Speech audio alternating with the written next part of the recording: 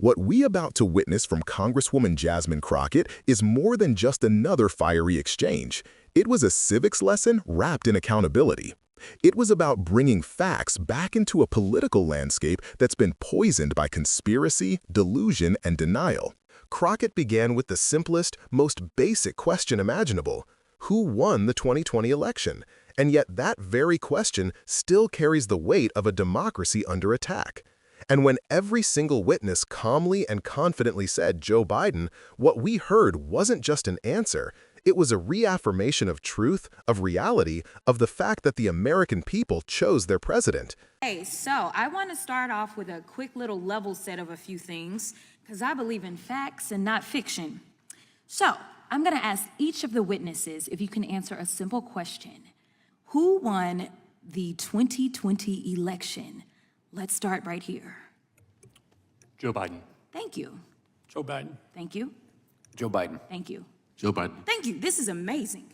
Unanimous. Joe Biden won in 2020. So when people start posting things like Joe Biden didn't win on social media, to the extent that as we're talking so much about polling, because we're headed into the 2024 election, we have so many people that don't believe that Joe Biden won the election, and most of them tend to be on the other side of the aisle. It is because there was misinformation and disinformation that was put out over and over on social media. Now, let me try to see if I can ask you another question and see what kind of answers we get. This one is a little trickier. Did the COVID rate of deaths decrease after the vaccines were released or increase after the vaccine was released? Decrease. Decrease. I'd have to review the data, but are you just talking about the COVID rate of deaths or all excess mortality?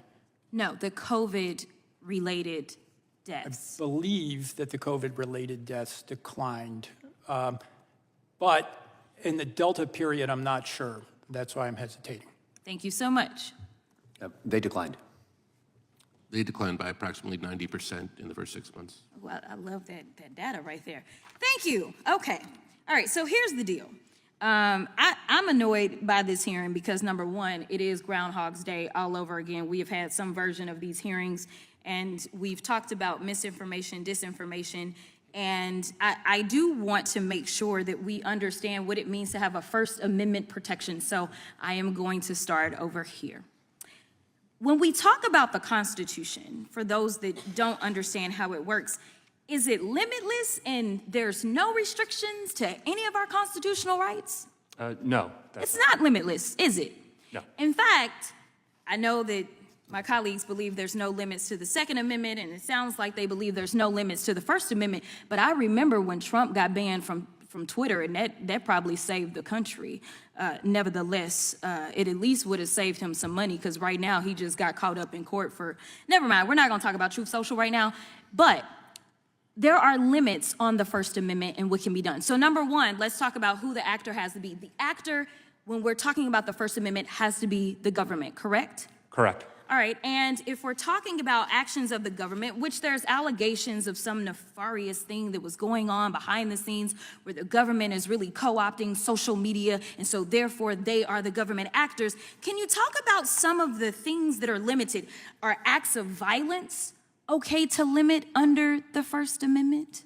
In certain circumstances, yes. Okay. What about libel or slander? Again, in certain circumstances, yes. Okay. So, flat out falsities that can potentially cause harm, they also could be limited too, huh? That's correct. Okay. All right. So now we know, even though we're talking about social media, which last time I checked is not run by the government, we know that First Amendment rights can be limited. But what is so interesting about this hearing is that basically what the Republicans are arguing for is carte blanche. We should be allowing anybody to say whatever, and that's how we get so much Russian propaganda. I was able to produce some that was spread by one of my colleagues in another hearing. This is the problem. This is why China is coming after America. This is why we see the Russians coming after America, because we have people that will continue to spread their lies, and in spreading their lies, they're causing harm to Americans instead of these people in this chamber doing what they are supposed to do, which is to protect the American people and use the Constitution, because not every country has a Constitution that protects the people. And so I would like that this party stop peddling Putin's lies and focus on making sure that we can put forth truth that we can all respect and understand. And with that, I will yield. But here's where Crockett's brilliance shines.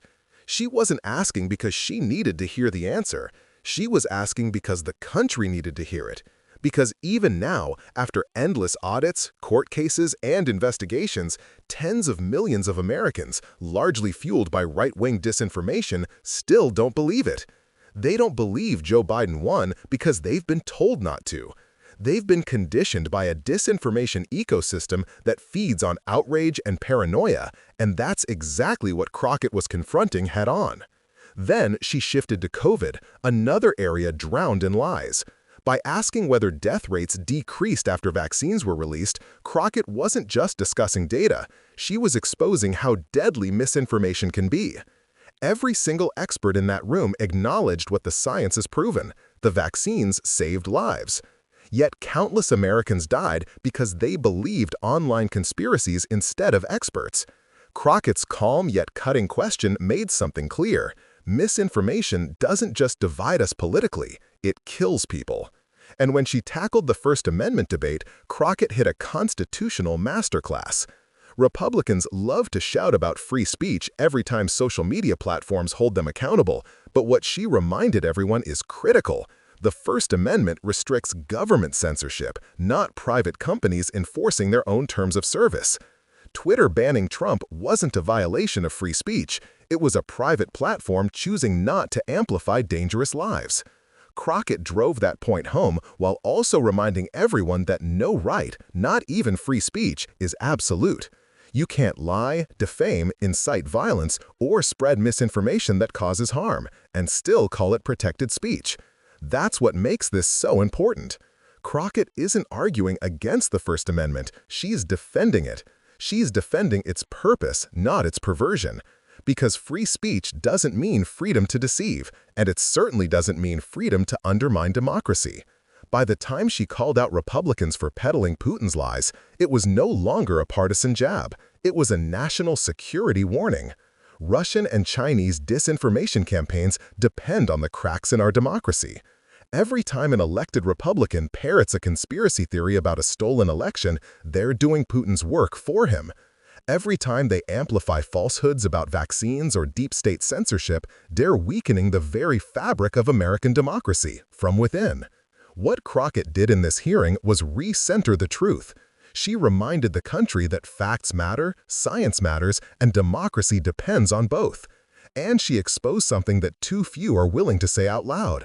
The disinformation war we're fighting isn't just online. It's in our government, in our discourse, in our shared understanding of reality.